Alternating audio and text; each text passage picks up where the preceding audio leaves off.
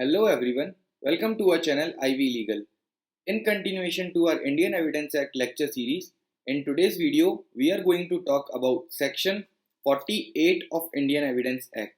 In our previous videos we have discussed till section 47 जहाँ पर हमने बात करी थी कि under section 47 opinion of person acquainted with the handwriting of the person is relevant.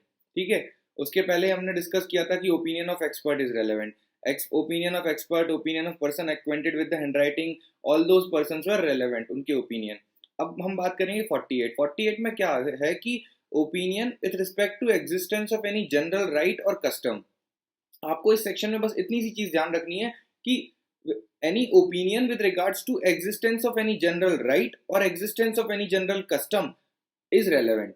ठीक है, तो मतलब ये है कि जैसे सपोज मान लो whenever court has to form an opinion as to existence of any general right or custom, court को अगर कोई opinion derive करना है किस चीज को लेके कि क्या कोई general right exist करती है, क्या वो custom exist करता है, अगर कोर्ट को ये opinion लानी है तो उस केस में कोर्ट उन लोगों की opinion consider कर सकता है who should have known, who should have had the knowledge of existence of such right or custom in their locality.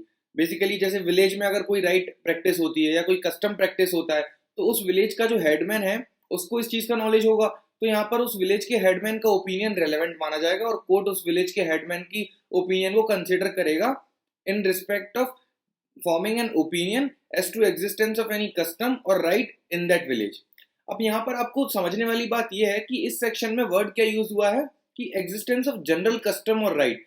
तो एक्सप्लेनेशन इस सेक्शन का ये बताता है कि the phrase general custom or right means include all the rights and custom with respect to any considerable class of persons.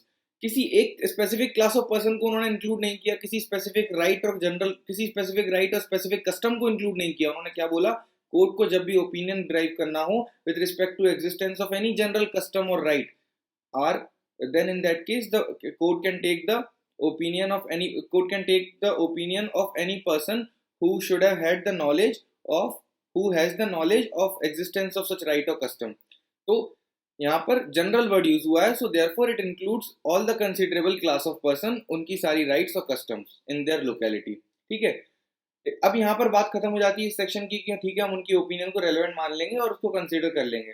But now the point comes कि मतलब कैसे समझें कि हम कौन सा ओपिनियन रेलेवेंट होगा, कौन सी जनरल राइट्स होती हैं, क्या जनरल कस्टम्स होते हैं. तो उसके लिए एक एग्जांपल डिस्कस कर लेते हैं. सबसे पहले अपन को ये समझना होगा, एक एग्जांपल से अपन ये समझेंगे कि जनरल राइट यहाँ पर क्या बोलना चाह रहा है.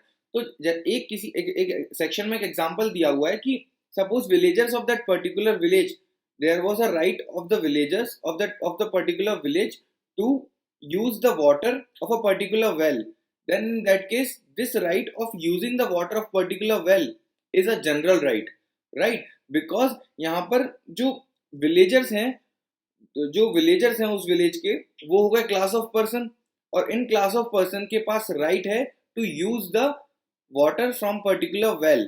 Then in that case this right is available, this general right to use the water from particular well is available to villagers of that village, that is the class of person. तो यहाँ पर इस class of person को ये right to use the water from particular well is available, hence the general right is available to all considerable class of person, मतलब और to all the villagers. तो इसीलिए ये right, that is the right to use the water from particular well in their village, is a general right. And इस right की existence से related जिस भी पर्सन को ये नॉलेज होगी उसकी ओपिनियन रेलेवेंट मानी जाएगी. ठीक है, so this was all about section 48. Now in our coming video we will talk about section 49 and that's how we will complete our Indian Evidence Act lecture series. Till the time, bye bye and take care.